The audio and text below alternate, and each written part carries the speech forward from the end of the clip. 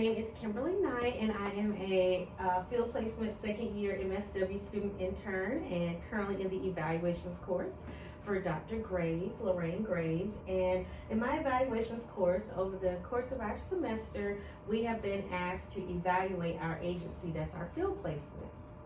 So our field placement, of course, is here, the North Carolina Coalition Against Domestic Violence. And joining me today is Esperanza Castillo, for Latinx and Immigration Coordinator, as our stakeholder. So, and she has given approval for being on this video. Yes. And so engaging stakeholders is something that's very important when it comes to evaluations. We want to make sure that stakeholders feel like they have input in what the type of data we like to collect. So I'll be giving a summary of the things that I've been able to experience this semester. Okay? So for the coalition at a glance, these are some tips and things that I learned about your agency. You seek to educate domestic violence survivors and also advocates mainly and employees of different shelters and agencies and organizations or colleges and universities about DV, which is domestic violence. And so you do it through a host of different styles of trainings, whether it's covering collegiate, LGBT, legal services, children and families, or Latinx and immigration. So with those topics that you focus on, it's been a way to give people in advocacy work as well as in work performance work a variety of issues to see how domestic violence can be involved in those types of areas. So I talked about with our class the pro bono legal aid program that you also have with your attorneys, where you are giving assistance if possible to different survivors or victims of domestic violence based on if they qualify. So that's also another service that I did notice that you do during my evaluation.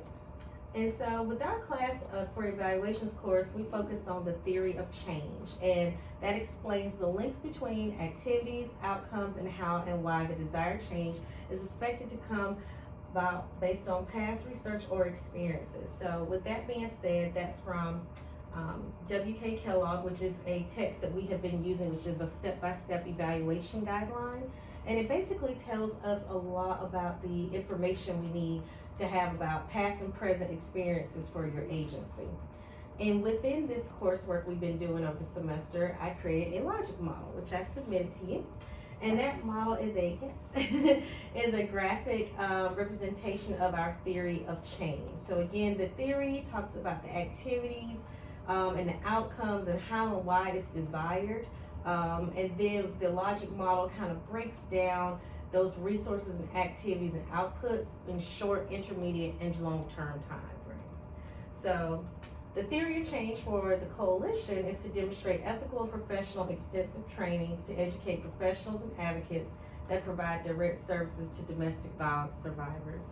So, and also to your advocates, people that are working in domestic violence. So we look at with the theory of change of the activities you offer, which are your trainings and services, the outcomes of how those are effective, which is what I will be giving more in depth to today, and why this desired change is expected to come about, wanting to see people become more aware about domestic violence and what it actually means. So yeah, that's where we are for that. And my evaluation question is, what is the effectiveness of domestic violence training on improving knowledge and work performance of participants in a 90-day period? So I kind of would like to know what it's like for someone to participate in one of your trainings, do their pre-test, and then be able to do an evaluation at the end of their training. And then 90 days later, we check back in just to see where their work performance or their advocacy level has changed. The evaluation question was developed due to that current mixed methods evaluation. When I use the terms mixed methods, I'm meaning qualitative, which is like paragraph written response, and then quantitative, which is your numerical response for the public health and social work ones out there. And the evaluations for the agency how it provides participants. The current evaluation does not currently capture the outcomes a 90-day period later.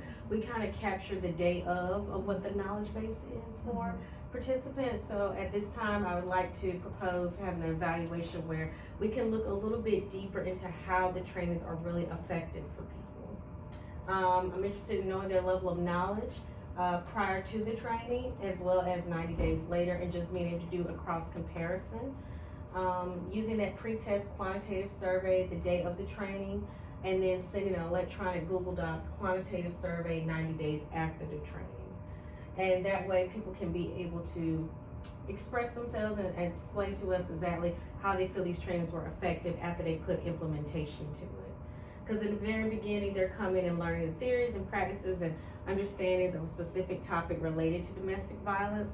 But with this type of research, I'm going even deeper into the questioning. I can be able to find out how they were able to implement those theories. Like, how were they able to really make that real life practice for them? And the reason I would also like to know the 90 days later, because I want to capture the effectiveness, how the trainings can or do not benefit the participant. That can give us as an agency an idea of things that we can do to facilitate differently, to be able to offer more options and be able to have more members enrolling into wanting to participate in the trainings consistently. So evaluation type. I would be using my performance monitoring. This allows the agency or the evaluator to periodically collect data to monitor if they are reaching the intended goals of the agency. So therefore, you'd have that option of collecting the data throughout that 90-day time period. It gives a lot of flexibility. I like this performance type for evaluating, because I feel like it gives the evaluator a little bit more flexibility on time for people to give their responses as well. And to evaluate the knowledge base of participants by collecting data through quarterly and quantitative surveys. Yeah. So our indicators. How will I measure my evaluation question? Very good question. I will be measuring it by a pre and post test survey like we've been talking about. What knowledge or work performance change is anticipated as a result of the participant attending the training. I'm seeking to measure the level of knowledge the participant has before the training and how they will use that knowledge within 90 days of attending. I really would like to have like a concrete knowledge of how it's being measured and how effective this would be. And how often will data points after the training be collected for participants? It'll be collected within that 90-day period. So not extending past the 90 days, but within that time frame, to just see the level of how the evaluation is progressing over time for that person. And data sources. Collecting primary and new data will be my method of choice instead of secondary data. With secondary data, we're more so looking at previous evaluation forms and kind of getting a glimpse. It is helpful. I will say I've had that opportunity as a graduate intern to be able to see the evaluation forms previously used, but I would at this point want to propose collecting new data once you're starting a fresh new training session. In 2020, of being able to collect new primary data, and that way the data coordinator could be able to evaluate that. The respondents will be a sample size of your participants that will attend the training. So I'm seeking to analyze at least 10 participants per training, which accounts for 50% of your average attending participants. Most of your trainings consist of anywhere from 20 to 30 people. So I'll be looking to evaluate that sample size of at least a measure of that. And data collection type, qualitative versus quantitative. For me, I have the opportunity to be able to use a mixed method survey for the post survey to measure participants' knowledge and performance at work. So some of my sample questions are here. One question is, what could the presenter improve on? That would be one of the qualitative. What additional questions do you have about the evaluation tool the presenter discussed? Do you have any recommendations for content or topics that should be included? Will you be able to use the evaluation tool for your trainings? Would you recommend this training to colleagues? So just kind of looking at advancing some of the questions that have kind of somewhat been proposed on the evaluation forms we currently have, but this would be taking it to a more in-depth step of asking these questions past they have had their training sessions with you. And so my data analysis would be with Microsoft Excel and Word, which is the current method that is used by the agency. So in order to use that current method, I think it would allow for consistency, which is something very important in evaluations, to save on additional cost as well. So for cost analysis, I think using the same programs but collecting that data, that same type of format, would be an easier transition than purchasing a software at this time. And for effectiveness with the current program, I'm proposing to use continued methods to collect data, except the electronic survey that will be collected by Google Docs forms. And that method, because it allows for qualitative and quantitative questions to be created by the evaluator. These programs automatically calculate your percentages for data that is inputted, and the data can be inputted by a graduate intern like myself and reviewed by your data coordinator for accuracy. Yeah. So required resources. That will require computer access. We would need access to an agency-approved laptop or desktop. Additional paper would be required for the hard copy pretest and writing utensils. Human resources, we would need an evaluator, a data collector, and someone to input the data into the appropriate databases. The pre-survey can be taken before the training begins, the day of the training, which would be your hard copy. Does not require a private space, and this would take anywhere from 10 to 15 minutes prior to training. Your post-survey can be taken and submitted electronically. This will take 10 to 15 minutes to complete. So that way, I thought of these different methods because I was thinking about wanting to stay consistent with the agency's already format, and I didn't want to take it to a deeper extent at this time. But just to be able to get a sample size of evaluating the data so far, I thought it would be good to keep the same type of methods. And evaluation standards. Utility. The data collected will show the agency stakeholders, the data coordinator, and program director the effectiveness of your trainings and surveys measuring the participants' knowledge before 90 days later. So you'll be able to see engaged prior to the facilitator conducting the training up until 90 days later how that participant was able to utilize those services and how beneficial it was, because that will be able to give us an account of for continued membership from those agencies or universities and colleges, for continuous participation and enrollment into the trainings. So thinking about those things and how that will affect the agency's budget as well. Feasibility, the evaluation activity will be effective and ethically appropriate as it coincides with the agency's current method of data collection. So we'll be looking at how it's coinciding with that. Propriety is the evaluation method will uphold the agency's ethical and legal guidelines to avoid violating the participants' privacy. We not want to violate their privacy, and that's why the standard of evaluations will be one that they don't have to take in a private space. And accuracy, the methods I have chosen are reliable and consistent with the agency.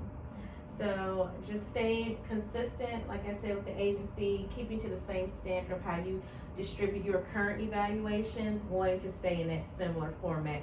One, because it's similar to participants that you've already had previously, maybe coming to a new training. This would not be too much of a change for them, as well as it wouldn't be too much of a change for the data collector and the evaluator when it comes to that. And that concludes my presentation. So yes, so please give me some feedback. You're welcome to give it while on camera if you like, or if you do not like, I can, edit. Well, I really see how you're incorporating information about what the organization is already doing into the evaluation, so that it's something that will be aligned and integrated with their work, and could really be a powerful tool to show the effectiveness of what we're doing in the long term. When we are applying for funding or applying just to continue, or even to really report just for agencies interested in becoming members on the importance of having this professional development, that could be a really great way to communicate how not just effective trainings are, but also as in challenges that folks are having. If there's a training that maybe they're having more trouble implementing later, then that would be a great way to show that retroactively. Yes. Do you have any questions for me about anything? I'm wondering, what other applications could you foresee in OSU? Sure. So besides doing just the quantitative surveys, there's different methods. We've been learning in class about just questionnaires, focus groups, hosting a focus group of participants that have previously been in your trainings. That could be a method of getting a sample size to, now they've been out of training for a while, they can come back and kind of give some feedback to us. We would have to look into if we would be wanting to give them an incentive to participate in focus groups. And because I wanted to keep everything cost effective, I did not propose an incentive focus group at this time because I wasn't aware completely of the agency's budget. But I think that is a great way to be able to collect data as well, because focus group settings do offer a lot of great impact and feedback. So I think that would be a great way to provide more data to collect on that. Oh, and by applications, I meant like applications of this data in this way. Oh, in this way, yes. So like we have the Google Docs, you can do Qualtrics. Qualtrics does have a cost. I'm sorry, I meant like how would you use the data? Oh, uses data, yes. Yeah, what else do you envision for Yes, it? Yeah. I envision for this data to be, like you said, appropriate for when submitting for funding, for grant writing, and also a paper as well, an academic writing about the effectiveness of the coalition. Because I think that on an academic space that it would be very beneficial for there to be even more research coming out about how agencies such as this really are helpful, because you're serving all 100 counties of North Carolina. So I think it would be very impactful to see that kind of research come forward. And not to mention, hearing you say that makes me think too, there are coalitions like this in all of all the states in the United States, and so to know, like, you know, this is the effectiveness if anybody's interested in replicating anything. That's right. It could literally create a program where people can implement this themselves consistently through other coalitions. It could be presented at a conference level, to be something for people to look at, just agency-based, especially nonprofit-based, of being able to be cost-effective and still be able to collect data and be able to utilize that for getting funding. Awesome. Thank you so much. Thank you. And see.